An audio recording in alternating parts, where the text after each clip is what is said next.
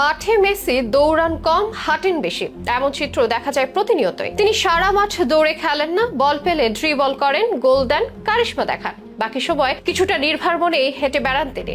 এমনকি এক পরিসংখ্যানে দেখা গিয়েছে, খেলতে নেমে ম্যাচের 83% সময় হাঁটাহাঁটি করেই পার করে দেন লিওনেল মেসি।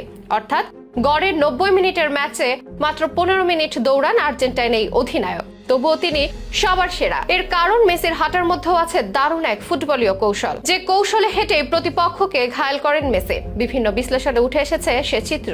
কি সেই কৌশল? কেনই মেসি দৌড়ান কম আর মাঠে হেঁটেই কাটান? ঠিক কোন রহস্য লুকিয়ে আছে ফুটবলারের এই সুপারস্টার হাঁটাহাঁটিতে? জানাবো সেটার বিস্তারিত।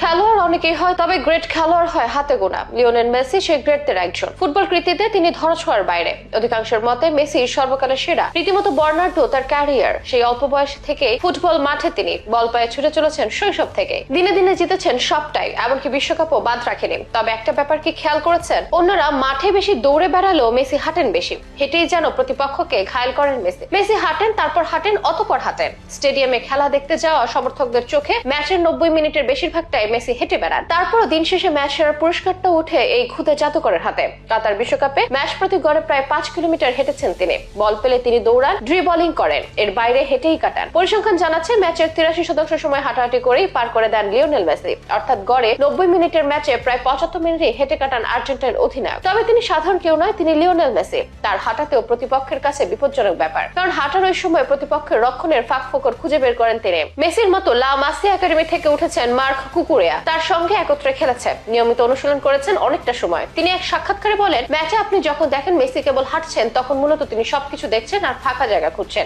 এরপর যখন তিনি বল পান, তখন তার মনে সব তথ্য থাকে এবং মনের মধ্যে থাকা সেই ফাঁকা জায়গা দিয়ে অন্য দলকে ঘায়েল করতে তৈরি হয়ে যান। এটাই মেসির বিশেষত্ব। বিশ্লেষকদের মতে মেসি যখন হেঁটে বেড়ান, তখন অনেকের হয়তো মনে হতে পারে খেলাটা পুরো মনোযোগী নেই তার। কিন্তু হন্টনরত মেসি প্রতিটি ম্যাচে আর্জেন্টিনার সেরা খেলোয়াড়। ওই হাঁটাই মেসির সবচেয়ে বড় কৌশল। এই ব্যাপারে মেসির সাবেক কোচ কিংবা গুরু পেপ গার্দিওলা একবার মন্তব্য করেছিলেন। পেপ বলেছিলেন, মেসি হাঁটার সময় ডানে পায়ে তাকায়, প্রতিপক্ষের দুর্বলতা খুঁজতে থাকে, মাঠের পুরো মানচিত্রটি সে মাথায় নিয়ে নেয়। তখন সে জানে কোন দিক দিয়ে কোন প্রতিপক্ষকে ঘায়েল করতে হবে।